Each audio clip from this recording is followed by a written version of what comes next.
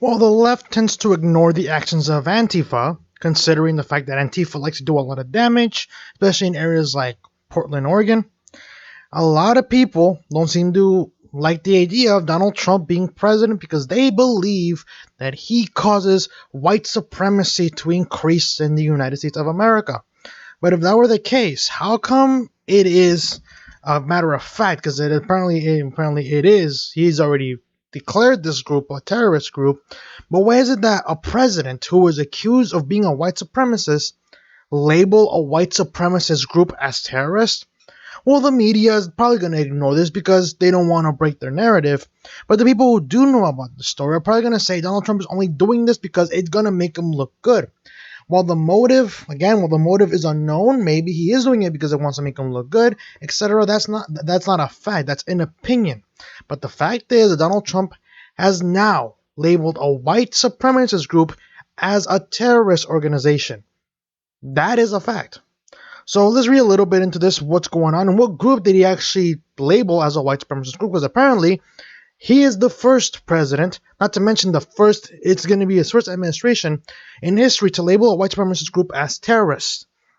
So let's read a little bit about this, shall we? The Trump administration is now the first U.S. administration to label a white supremacist group a terrorist organization. The move, the New York Times notes, could cut against criticism that Trump administration has played down the threat of white nationalist violence for political reasons. The group also happens to be pro-Russia. So I wonder if Rachel Maddow is going to end up liking this because we all know how Rachel Maddow has talked about Donald Trump being in bed with Vladimir Putin. So apparently this group is also pro-Russia. So, wow. It's basically killing two birds with one stone. The State Department's counterterrorism coordinator, Ambassador Nathan Sales, underscored in a statement to the Times Monday that by naming a white nationalist group a specially designated global terrorist organization, the Trump administration is doing something unprecedented. These designations are unprecedented, Sales, as reported by the Times Monday. This is the first time the United States has ever designated white supremacists as terrorists, and this illustrates how seriously this administration takes the white supremacist terrorist threat. We are doing things no previous administration has done to counter this threat. And here's the reason why I at least respect Trump and why at least I consider the conservatives, most of them, to be more consistent than the left. Donald Trump, he will denounce, he will call out the nonsense from his own side. When he talks, for example, in the case of Charlottesville, right? Donald Trump was basically talking smack about the neo-Nazis and white nationalists at what happened in Charlottesville, but the media decided to make the sound bites and claim that Donald Trump declared these people as fine people when in reality that wasn't the case. Donald Trump is willing to call out the extremists on his side, the conservative side, but the Democrats are not willing to do the same. When we see Antifa beat people up, assault people, when we see Andy Ngo getting sent to the hospital by these Antifa terrorists, because I call them terrorists, because I think they are terrorists, the Democrats say Antifa is not a terrorist group because they are fighting fascism.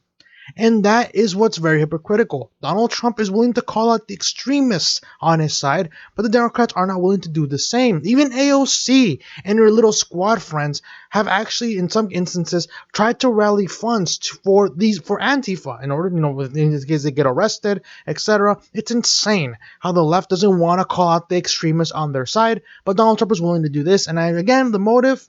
It could be that he's trying to make himself look good. I know some leftists are going to say, oh, he's only doing this so he can make himself look good, etc., but he's still a white supremacist. But the fact is, now these white supremacist group, this one at least, has now been labeled as a terrorist threat, which I think is very unprecedented. Maybe it's a good thing. Maybe it's not. Like I said, it could lead to a lot of worse things because once the president is able to declare someone as a white supremacist and terrorist organization, etc., who's to know that the left isn't going to abuse that? I'm not defending this group, but we all know that the left has now labeled everything as racist. You criticize a black person for a movie, racist. You criticize Black Panther, racist. You criticize Get Out or Us, racist. You criticize a woman for misogynist and sexist. We all know how the left sees everything as racist and misogynistic now. So again, I think this is a good thing. But I think the Democrats, if they ever get into power again, are going to abuse this action and label anything that is opposed to them as a white terrorist organization. So Again, it could be good news, it could be bad news. It's definitely bad news for these terrorist organizations, and I think Trump did a good thing here, calling them out and then labeling them as such. But again, I'm just worried that it might end up being abused by the Democrats if they ever get back in power in terms of the presidency. The State Department's designation for the organization, the Russian Imperial Movement, sets up the Treasury Department's Office of Foreign Assets Control to block any American property or assets belonging to the group.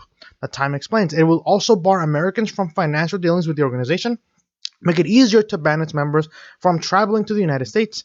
Three of the group's leaders, and I'm sorry, these names are going to be very hard to pronounce for me, Stanislav Anatolyevic, I think you pronounce it. Apparently he has another name, Voroviev, I think you pronounce it. Denis Vilayevich Gariev and Nikolayevic Trushkolov, I think you pronounce it. I don't know. These names are they're very hard to pronounce for me. Are being labeled individually as terrorists. Officials told the Times, a designation that includes additional sanctions. Officials told the Times that the group is not believed to be sponsored by the Russian government, but that its actions have been tolerated by President Vladimir Putin, and has also helped advance the Russian government's external goals by recruiting Russian fighters to aid pro-Russia separatists in the eastern Ukraine. The organization has also supported neo-Nazi organizations in Scandinavia, which follows a larger Russian government strategy of sowing chaos in Western democracies, the paper adds. While Trump's critics have frequently portrayed the president as racist and empowering white supremacists in his rhetoric, his administration has now taken multiple decisive and historic steps to counter the threat of white supremacism.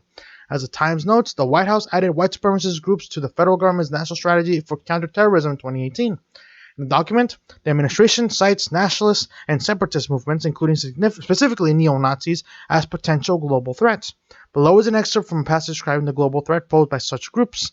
And apparently this is the excerpt, so it's a very long one. Jesus Christ. I'm read a little bit about this, and after that I'm going to conclude the video because I don't want to... Actually, it's almost done. So let's read it. There's also a broad range of revolutionary nationalists amidst separatist movements overseas whose use of violence and intent to destabilize societies often puts American lives at risk. For example, the Nordic Resistance Movement is a prominent transnational, self-described nationalist socialist organization with anti-Western views that has conducted violent attacks against Muslims, left-wing groups, and others. The group has also demonstrated against the United States government actions it perceives as supportive of Israel and has the potential to extend its targeting to the United States interests.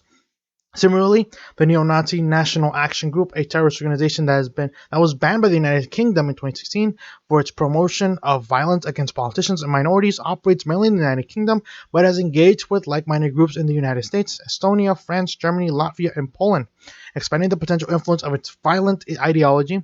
Likewise, Babar Khazla International seeks through violent means to establish its own independent state in India and is responsible for significant terrorist attacks in India and elsewhere that have claimed the lives of innocent civilians.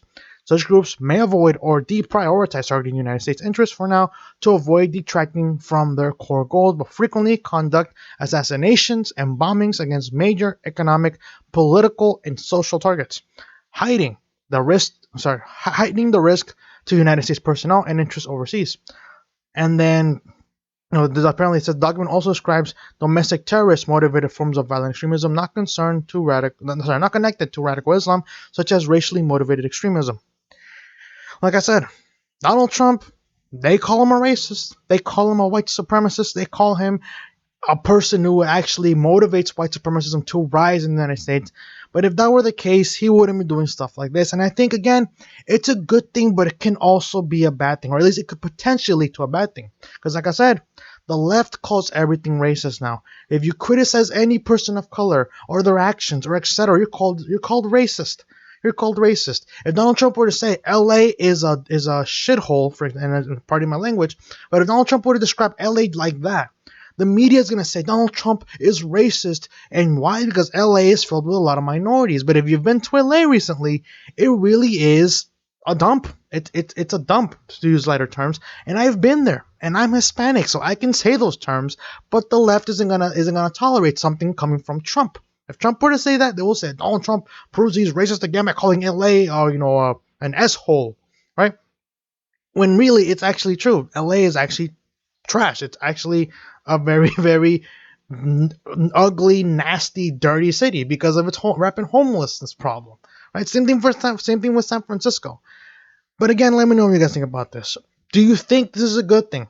Do you think the Democrats can potentially abuse this action, and label everyone they hate as a white nationalist group? Let me know what you guys think in the comment section below. If you're new to the channel, subscribe, comment, like, share with your friends, especially those who are not very keen of President Donald Trump. Maybe you might want to share this video with them to prove to them that Donald Trump isn't the white supremacist they think he is. But again, people are going to stay in their echo chambers. I'm hoping to break a few bubbles, but again, people can be very, very stubborn. Let me know what you guys think in the comment section below, and I'll see you guys next time.